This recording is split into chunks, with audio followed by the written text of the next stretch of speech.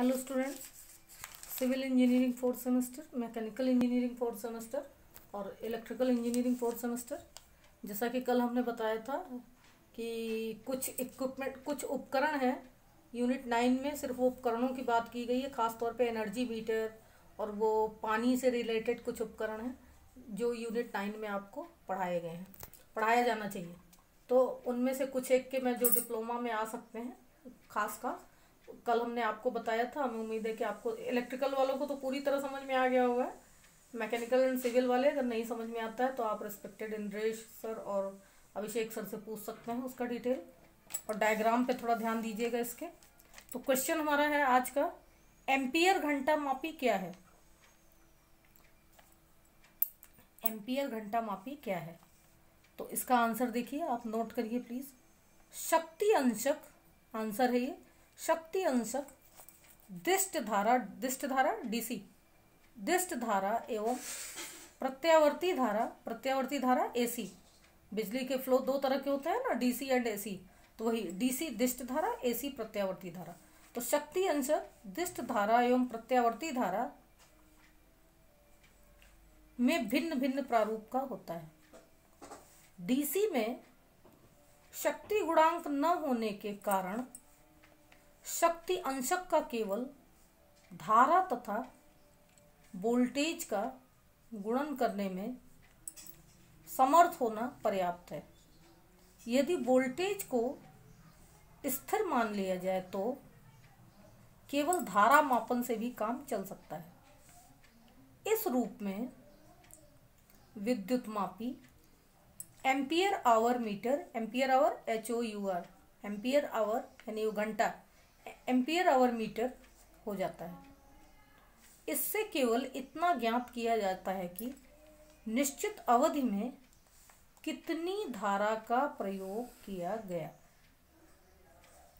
इस मीटर में, para change करिए, इस मीटर में एक बंद प्रकोष्ठ में एल्यूमिनियम का एक डिस्क जुड़ा रहता है।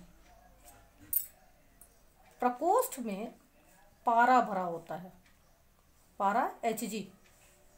डिस्क पारे के उत्प्लावन पर अवलंबित रहता है।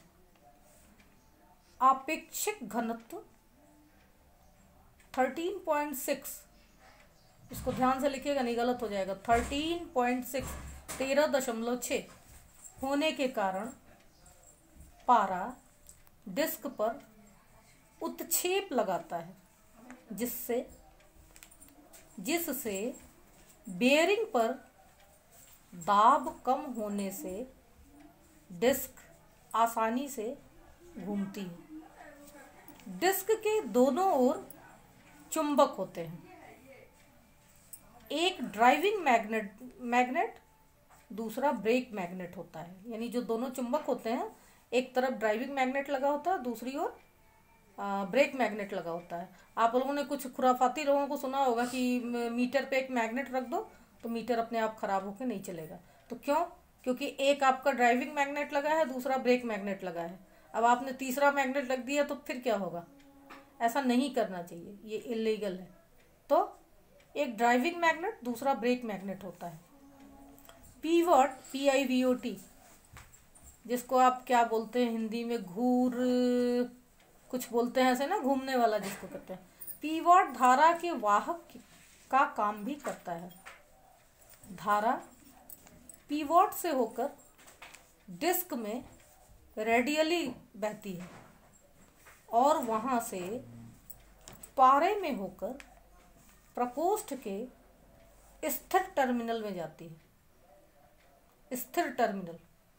इस प्रकार सर्किट पारे में होकर पूरा होता है और ड्राइविंग मैग्नेट की exciting coil COIL, exciting coil में से प्रवाहित होती हुई धारा डिस्क पर ड्राइविंग फोर्स अप्लाई करती है, यानी लगाती है, ड्राइविंग फोर्स अप्लाई करती है। यदि मीटर ठीक से नहीं चलता है तो ब्रेक मैग्नेट की जांच की जाती है। यानी इसका ये मतलब होता है कि जब आपका मीटर ख़राब होता है, बंद हो जाता है, या तेज़ चलता है या धीरे चलता है, तो आप जब कंप्लेंट करते हैं विभाग को, तो आपका मीटर उठा ले जाते हैं और दूसरा मीटर उसकी जगह लगा देते हैं। तो वो जो मीटर आपका रिजेक्टेड मीटर होता है वो फेंका थोड़ी जाता है वहाँ पे। यहाँ तो सील कर देते हैं, तो आपको सील तोड़ने का अधिकार नहीं है, तो आप मीटर से छेड़छाड़ नहीं कर सकते। फिर जब वो विभाग में जाता है, बिजली विभाग में, तो उसका ये ड्राइविंग मैग्नेट और ब्रेक मैग्नेट सबसे पहले यही चेक किया जाता है। उन्हीं दोनों में कोई कमी आती है तो मीटर तेज चलता है, धीरे चलता है, या फिर रुक जाता है। तो ये आप समझ लीजिए। अगर इसमें कोई पॉइंट आपको नहीं समझ में आता है तो आप प्लीज़ इंद्रेश सर या अभिषेक सर से पूछ लीजिएगा। Thank you.